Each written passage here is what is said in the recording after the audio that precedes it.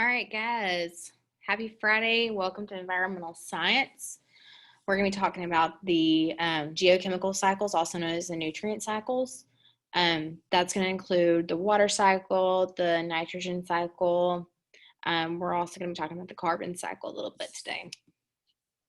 All right, so when we talk about these cycles, they are in fact cycles. So what that means is we're going to constantly transforming these chemicals, water, carbon, nitrogen, and we're going to be cycling through the system. They may change forms, but they're still getting cycled through, okay? Keep in mind that matter can neither be created nor destroyed, so even when they change forms, they're not created, they're not destroyed.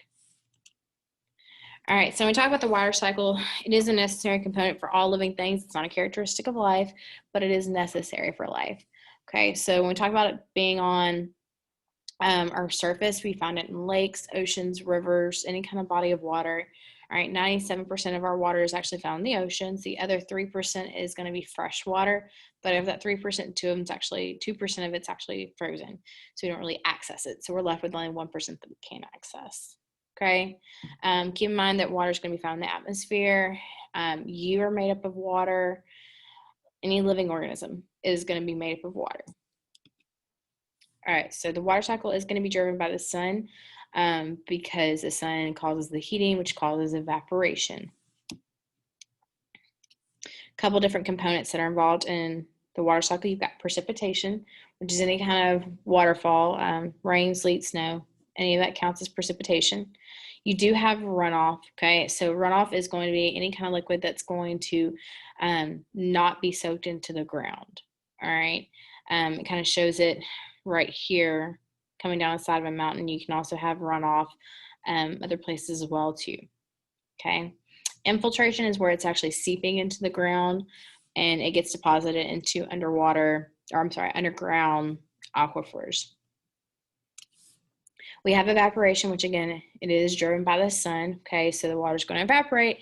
It's going to go into the atmosphere where you're going to start to see clouds, okay? So that brings us to the bottom one right here where it says condensation.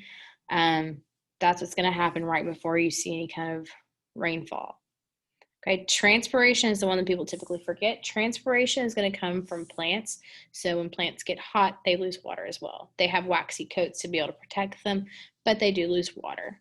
Okay, that's why when it's super hot outside, they kind of start to wilt and they need excess water to be able to function.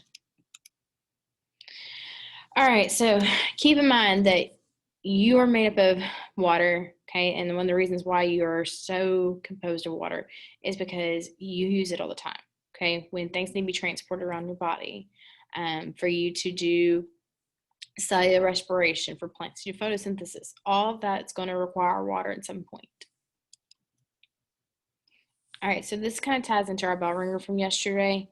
When we talk about the water cycle, we do have an impact on it, okay? These are just a few. You probably came up with some more yesterday, okay? Anytime we cut down trees, that decreases the amount of transpiration because remember, transpiration is water loss from plants, okay? So when we do that, when we cause this deforestation, we are decreasing the amount of transpiration. All right, anytime we have to pave a building or build a parking lot or anything like that, we're going to increase runoff because, again, it's less surface area where the water can actually seep into the ground, and decrease infiltration for the same reason. Can't soak in. We pollute all the time. We pollute our water sources. All right, carbon cycle. Carbon's an important molecule because it's one of our components. We are carbon-based, which makes us pretty cool. Carbon is a molecule that's going to be able to form 4 bonds, which is why we use so much carbon. All right, all of your macromolecules that make you up are carbon-based. Your proteins, your carbs, your lipids, and your fats all contain carbon in them. All right, carbon's also going to be found in the atmosphere. Typically, it's going to be in the form of CO2. It gets there because we burn what's known as fossil fuels. All right, we find carbon in minerals, rocks, even the soil, sediment, any living thing really. So keep in mind that carbon here changes forms. So what that means is when we did the water cycle, water, no matter if it's liquid, gas, whatever, it's still H2O, so it still has the same chemical makeup. carbon's going to change as it gets cycled through. All right, so here's some things we do with the carbon cycle. Photosynthesis takes carbon dioxide out of the atmosphere. The plants need it to be able to make the glucose. Cellular respiration, like when we breathe. Right now I'm breathing, I'm putting carbon dioxide into the atmosphere. You're putting carbon dioxide into the atmosphere. Any organism that does cellular respiration is going to be putting it into the atmosphere. All right, consumption. So anytime you eat, you're getting the carbon from whatever you ate. All right, combustion. So it's anytime we're burning kind of fossil fuels, we're going to be putting CO2 into the atmosphere there. Sorry, I'm talking really fast, so I need a drink. All right, decomposition. So anytime anything decomposes, they're sending their carbon dioxide back into, or carbon in general, back into the environment. And then fossilization. So that is once you're decayed, basically, eventually you'll get broken down into gas, oil, coal, but that takes a very, very, very, very long time. All right, so things that are important to the carbon dioxide. We got decomposers, so that's like bacteria and fungus, because they're going to end up breaking down dead stuff and returning that carbon back into the environment. Anything that does photosynthesis, so plants, algae, even some bacteria do photosynthesis.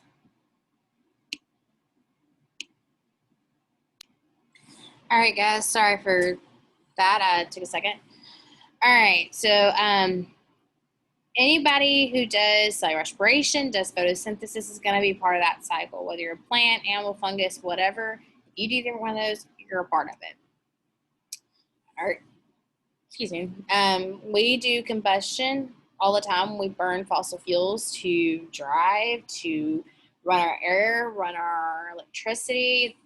So anytime we do that, that is going to increase the amount of carbon dioxide that we have in the atmosphere, okay? And just so everybody knows, kind of relates back to what you did with your POGL on Wednesday and Thursday, it talked about climate change, okay? Well, when we talk about climate change and the increase in temperature over time, all right, you have what's called greenhouse gases, and about 80% or so of that is actually carbon dioxide. So let me see if it'll let me kind of draw here. All right, so here's the Earth, okay? We're going to make this dotted line. Sorry, guys, I'm not a really good artist here. And that,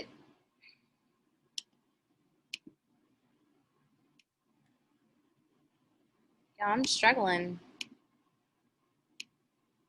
There it goes.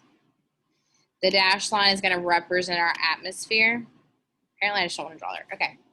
Anyhow, so with that being said, light from the sun comes, okay? That brings our heat.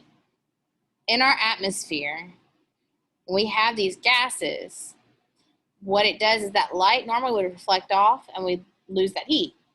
But with all these greenhouse gases, it traps the heat, which is causing those increases in temperature that we see.